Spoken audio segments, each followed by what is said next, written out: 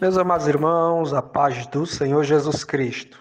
Eu, Tiago Rosas, administrador da página EBD Inteligente, aqui com vocês mais uma vez para trazermos comentários referente a esta próxima lição que estaremos estudando nas classes de jovens e adultos em todo o Brasil, nas igrejas que utilizam o currículo de educação cristã da editora CPAD.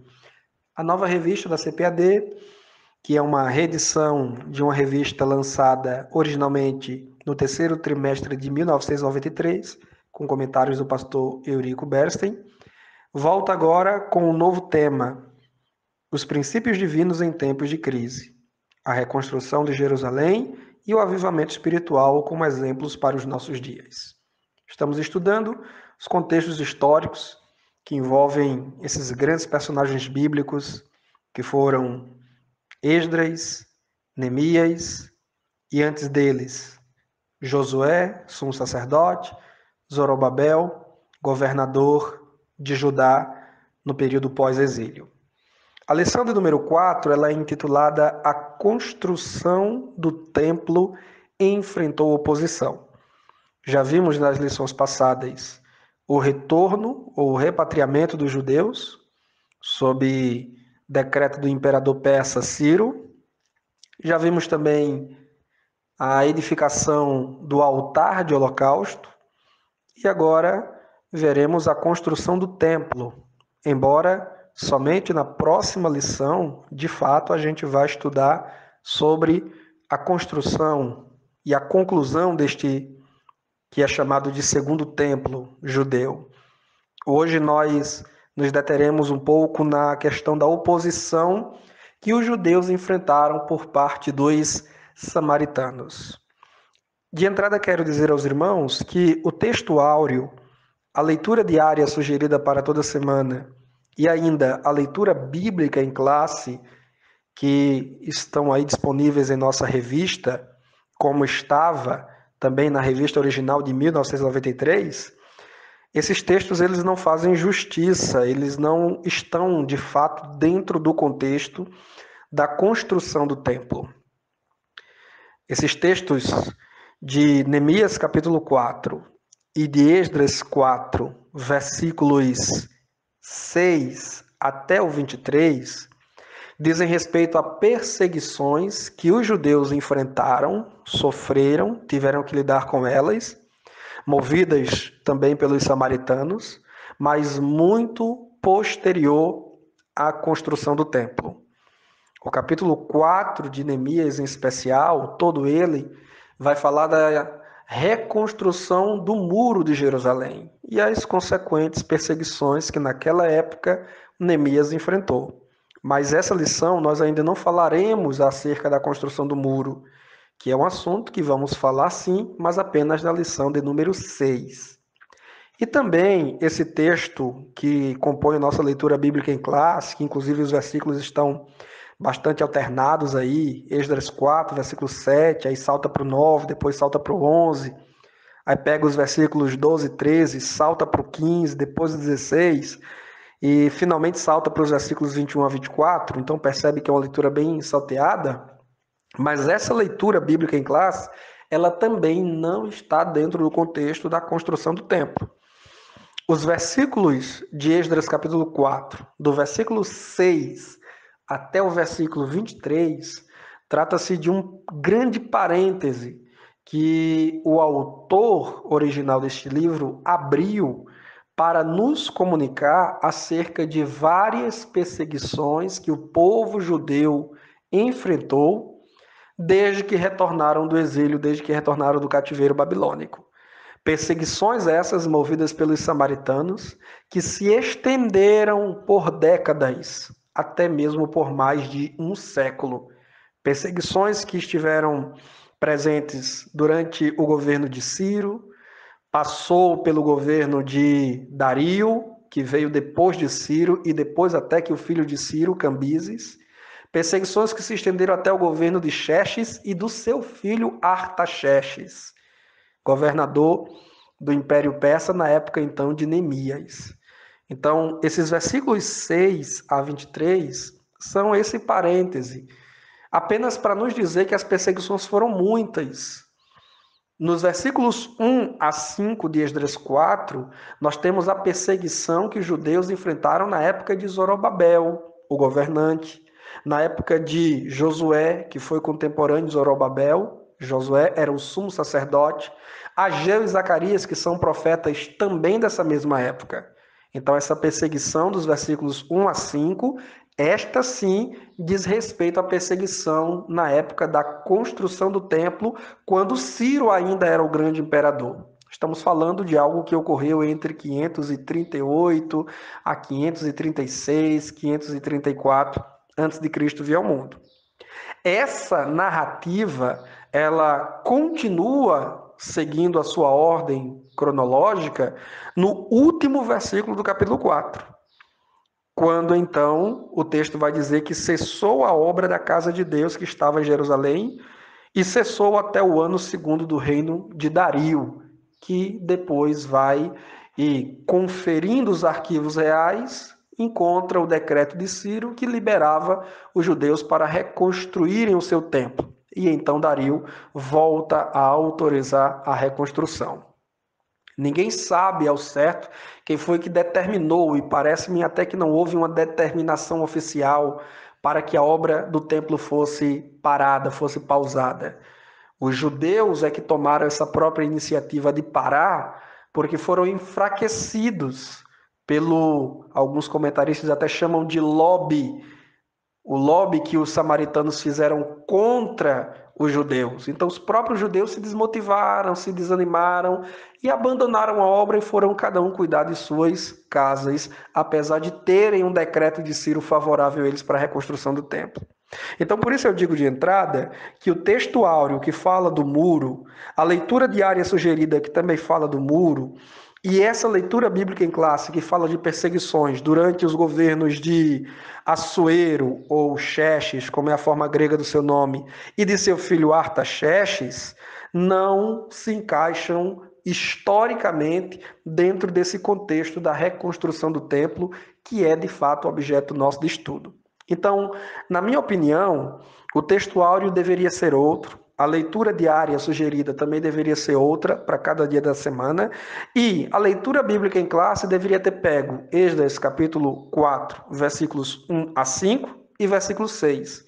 E poderia se complementar com outros versículos lá no livro de Ageu, por exemplo, onde por meio do profeta Ageu, que foi, repito, contemporâneo de Zorobabel e de Josué, Deus esteve exortando o povo a voltar à reconstrução da sua casa, a reconstrução do seu templo.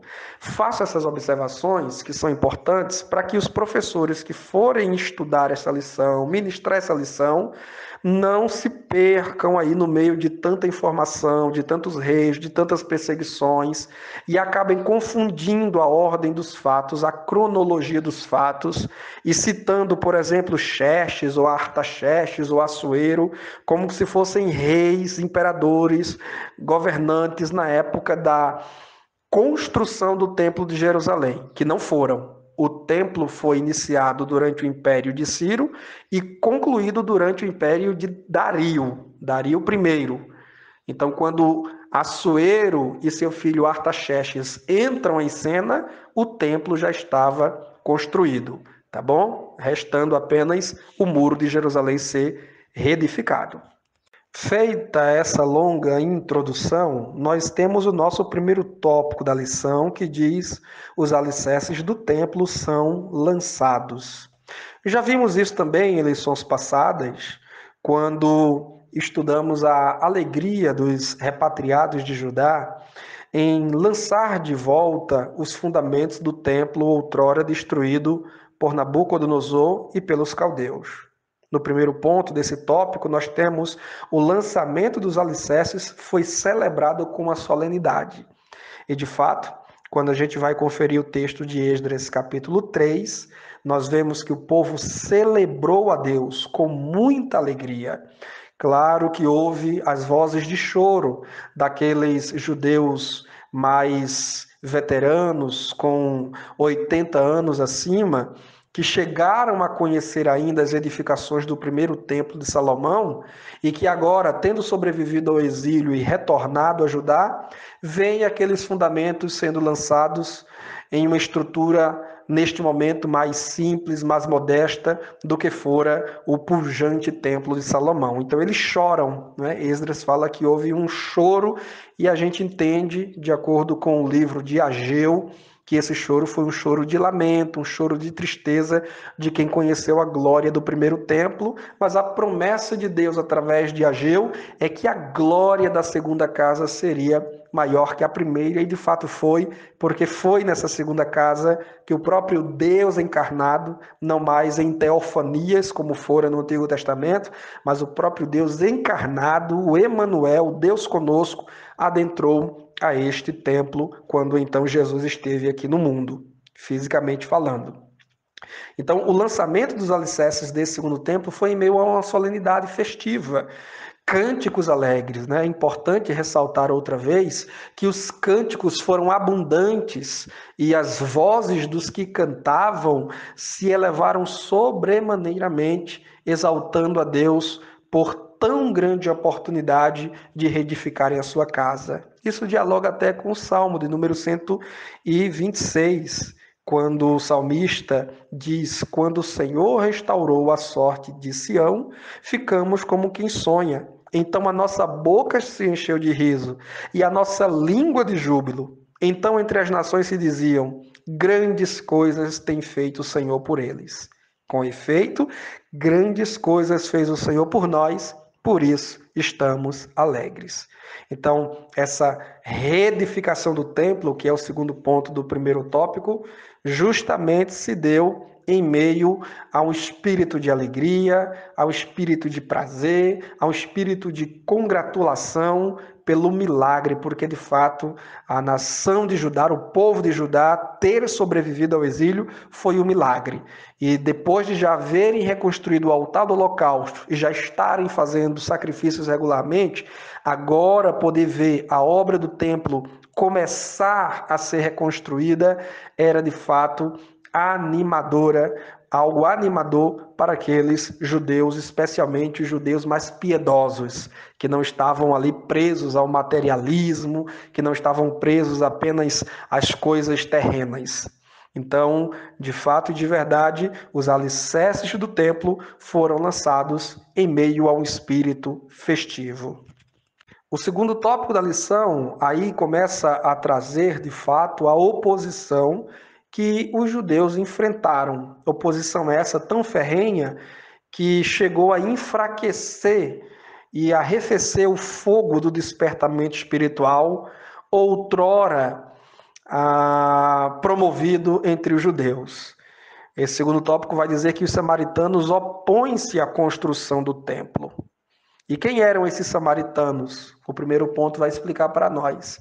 Esses samaritanos eram uma mistura de judeus e gentios que habitavam no território de Israel desde que o povo do norte, o reino do norte, de fato, o reino de Israel, que tinha como capital Samaria, por isso eles são chamados de samaritanos, foram levados cativos por todas as partes do Império Assírio, isso por volta de 722, e o reino da Assíria trouxe para o território de Israel gentes de outras nações do mundo para ali habitar. Essa era uma tática utilizada pelos assírios, né? Misturar, confundir as identidades de seus povos dominados para que eles nunca mais se reagrupassem, se reerguessem e reassumissem os tronos dos quais eles haviam sido depostos pelo Império da Assíria. Então, o Reino do Norte foi habitado por gente vinda do mundo inteiro, pagãos com seus devidos costumes, culturas e religiões. Os judeus, ou melhor, os israelitas do Reino Norte foram espalhados também pelo mundo inteiro. Quem ficou contraiu casamento com povos estrangeiros, e então esse povo samaritano é finalmente um povo mestiço. E foi esse povo mestiço que provocou essas oposições contra os judeus que intentavam, debaixo do decreto do imperador persa Ciro, reconstruir o seu templo. E eles usaram de várias artimanhas. Essa perseguição começa aqui, como eu disse na introdução. Começa com a tentativa de reconstrução do templo e perdura durante várias décadas, durante mais de um século. Essas perseguições foram incessantes. É interessante porque, ainda que houvesse um decreto do imperador e ainda que houvesse um direcionamento divino, uma vontade divina para que Judá fosse reconstruída, mas isso não se deu sem perseguições. Deus não eliminou os perseguidores, Deus permitiu que os perseguidores operassem e trabalhassem ali. Mas é lamentável que o povo judeu baixou a cabeça diante dos inimigos quando deveria ter demonstrado um espírito altivo e valente, como Neemias vai demonstrar cerca de 90 anos depois, quase um século depois. Neemias, encarregado da reconstrução do muro de Jerusalém, ele se demonstra altivo, firme, valente na luta contra esses opositores do povo judeu. Entretanto, nesse primeiro momento, Zorobabel baixa a cabeça, sacerdote Josué também. Deus precisou erguer 2 profetas, porque geralmente é assim, quando a liderança religiosa e política falha, Deus ergue os seus profetas para bradarem com rugido de leão, com voz de trombeta e despertarem o povo da inércia, da negligência e trazerem o povo de volta para a obra do Senhor. Eu gosto que dizia o pregador norte-americano lá do século XVIII, Jonathan Edwards. Edwards dizia que quando Deus aviva a sua obra, o diabo também aviva a obra dele. E a gente vê justamente isso acontecendo aqui. Deus despertou o espírito de Ciro, Deus despertou lideranças como a de Zorobabel, como a de Josué. O próprio povo, a princípio, estava muito empolgado. Você vê os cânticos, os júbilos, os louvores, as orações, o espírito quebrantado, lá no capítulo 3 de Esdras. Mas, de repente, aí começam os inimigos a atuarem. Satanás provocando os adversários contra os judeus. E, lamentavelmente, o fogo daquele avivamento que a gente vê no capítulo 3 de Esdras foi arrefecido no capítulo 4, com essas intensas perseguições a que os judeus não fizeram oposição quando deveriam ter feito uma resistência, deveriam ter se demonstrado firmes em Deus para resistir e afugentar aqueles inimigos. Que nós tenhamos cuidado, né? Pois aqui é uma aplicação prática. Deus aviva a sua obra, Deus ele manifesta o seu poder, mas cabe a nós preservar este poder de Deus. Cabe a nós manter acesa a chama do Espírito em nós e, como disse Paulo, não extinguir, não apagar o Espírito Santo. Satanás ele está nos derrodeando e ele sempre vai mirar seus canhões na direção daquele que está alegre, daquele que está animado. Satanás vai usar de todos os recursos como usou contra os judeus. Bullying, perseguição moral, mentira, calúnia, difamação, cartas enviadas aos reis, ameaça de morte, falsos profetas até que foram contratados contra os judeus, enfim. Satanás utilizará de várias artimanhas para embargar a obra de Deus em nossa vida. Sejamos como Neemias foi na época da reconstrução dos muros, algo que nós vamos estudar no capítulo, na lição 6 desse trimestre. Sejamos altivos, firmes e seguros, confiantes em Deus. O terceiro tópico, então, da lição se intitula Como se explica a falta de resistência dos judeus? E aí é interessante, porque no primeiro ponto, o comentarista Eurico Besta, apropriadamente, vai nos dizer que os judeus eles deveriam ter ido ao rei da Pérsia, nessa ocasião ainda Ciro, primeiro grande imperador persa, para assegurar a construção. Afinal de contas, o povo não tinha um decreto de um imperador, decreto esse que não poderia ser mudado? Então, por que o povo não usou o seu direito de amparo legal? O povo estava legalmente, juridicamente amparado para a reconstrução do templo.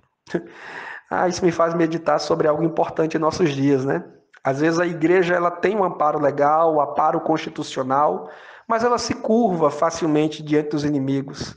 Ela não usa o direito que ela tem. Ora, nós somos cidadãos, nós pagamos impostos.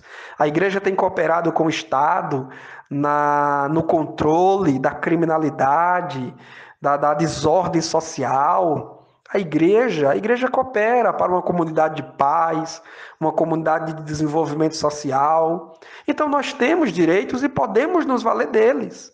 Não podemos negar os nossos direitos, não podemos ignorar os nossos direitos, não podemos baixar a cabeça diante daqueles que querem perverter leis, daqueles que querem nos tolir de nossos direitos, daqueles que querem nos colocar de fora dos processos de desenvolvimento da sociedade, daqueles que querem ferir nossos direitos constitucionais de liberdade, de culto, de crença, de expressão, enfim.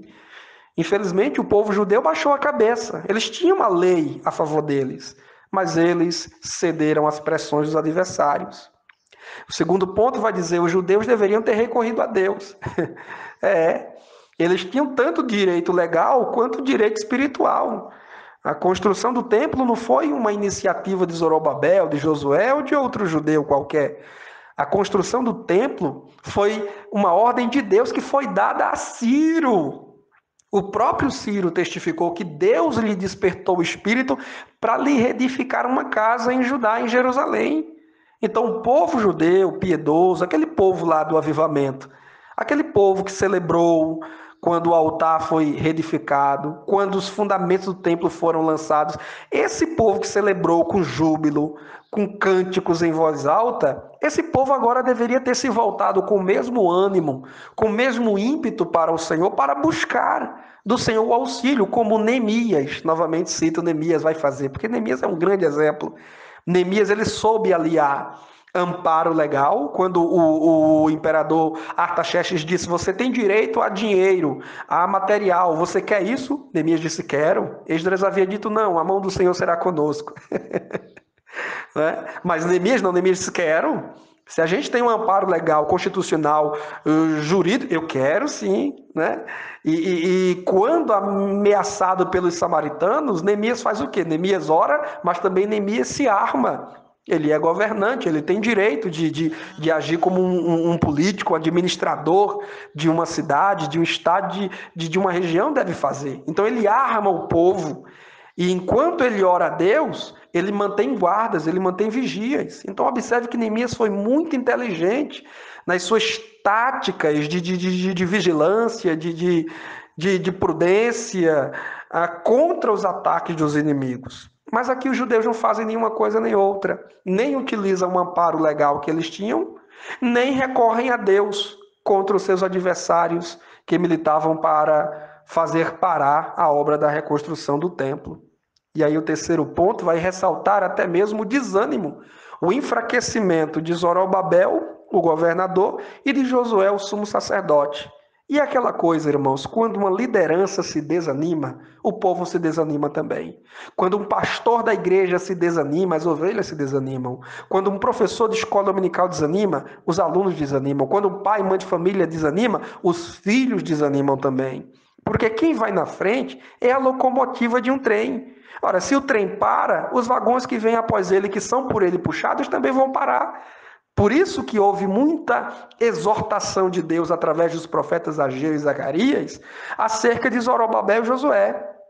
Né? Deus os encoraja, Deus os provoca, Deus os desperta para que eles saiam dessa sonolência, dessa indolência e como líderes tomem postura na liderança do povo, porque Deus era com o povo. E se Deus é por nós, quem será contra nós? Finalmente, então, meus irmãos, temos o tópico 4, que vai dizer a reação dos samaritanos quando os judeus cessaram a obra. A gente pode imaginar que ao mesmo tempo em que havia tristeza para os judeus, no primeiro ponto, houve uma alegria para os seus adversários, os samaritanos, objeto do segundo ponto desse tópico. De fato, o texto bíblico vai dizer que o povo se desanimou, o povo enfraqueceu, a autoestima caiu. E é natural que quando o povo do Senhor desanima, os inimigos do povo do Senhor se exaltam, se erguem, se alegram. Quando os homens bons se encurvam, os homens maus se erguem com espírito altivo, soberbo e arrogante. É possível imaginarmos a alegria dos samaritanos, os risos, os aplausos, as conversas que tinham em suas assembleias acerca do êxito que tiveram contra os judeus. Meus irmãos, Satanás festeja. O inferno celebra quando a igreja para, quando a igreja fecha, quando a igreja definha, quando o povo de Deus enfraquece, não tem ânimo de se reunir para orar, para estudar a palavra, para cumprir a sua missão evangelística. O diabo se exalta quando a igreja se abate a si mesma. O diabo sorri quando a igreja ela desanima. O terceiro ponto dessa lição, ela fala justamente sobre esse desânimo dos judeus. E aí o comentarista Eurico Bester, ele diz aqui no meio desse ponto que os judeus deixaram-se dominar pelo desânimo. Apesar de terem tudo favorável a eles. Decreto do imperador, a bênção de Deus, mas eles se deixaram dominar, foram amedrontados, se sentiram ameaçados, intimidados, correram, se esconderam, com medo dos seus predadores vorazes, quando deveriam ter confiado no leão de Judá, no Senhor o Todo-Poderoso. E eles tinham motivo para confiar em Deus. Olha quantos milagres Deus já havia feito por eles anteriormente. Né? O comentarista vai citar aqui, inclusive, alguns exemplos de obras maravilhosas que Deus já havia feito. Quando Deus, nos dias de Ezequias, enviou um anjo e matou 185 mil soldados em Senaqueribe. Quando depois os moabitas e amonitas ameaçavam em coalizão lutar e derrotar os judeus nos dias do rei Josafá, Deus novamente causou confusão entre os inimigos e nessa feita não precisou nem enviar anjo, nem também precisou fazer o exército de Israel, de Judá lutar, colocou os amonitas contra os moabitas, eles se mataram, se destruíram. O próprio retorno dos judeus, mediante um decreto que Deus já havia ordenado 150 anos antes, nos dias do profeta Isaías. Quer dizer, esse povo tinha muito precedente de milagre.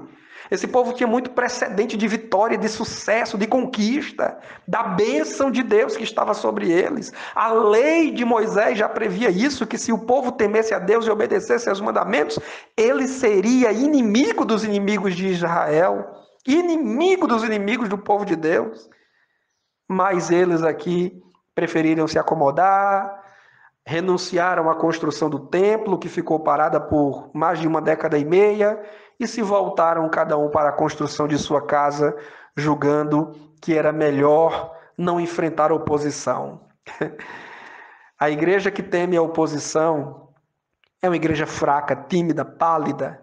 A igreja que teme lutar contra o inimigo é uma igreja medíocre, nanica, uma igreja que renuncia ao poder do Espírito de Deus dispensada sobre ela. Diz o hino da harpa cristã, e aqui vamos caminhando para a conclusão. Eis que surge um povo forte e revestido de poder, que não teme nem a morte quem a ele pertencer, e terá sublime sorte, pois com Cristo ao céu vai. Podes tu também dizer, sou um dos tais?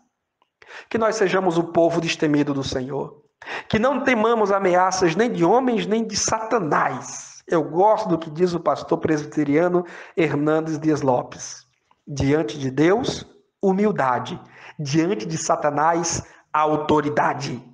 Deus deu autoridade à igreja. Jesus disse, eu vos dou poder para pisar de serpentes, escorpiões e todo o poder do maligno, e nada vos causará dano. A igreja não tem que temer ameaça. A igreja não tem que temer perseguição. A igreja tem que ser altiva, barriga para dentro, peito para fora, cabeça erguida. Nós temos a espada do Espírito, que é a palavra de Deus em nossas mãos. Nós temos o próprio Deus em nós, que é o Espírito de força, de poder, e não de timidez e de fraqueza, como Paulo bem exortou o jovem pastor de Éfeso, Timóteo. Não é por força nem por violência, disse o Senhor a Zorobabel por meio do profeta Ageu, mas pelo meu Espírito, diz o Senhor. Que a gente possa começar, andar e terminar a obra que Deus confiou em nossas mãos. Que nós possamos ser valentes e arredios naquilo a que Deus nos chamou e nos capacita. Grande abraço a todos, Deus abençoe, boa aula a todos domingo, em nome de Jesus. que a Bíblia diz. Eu amo a história.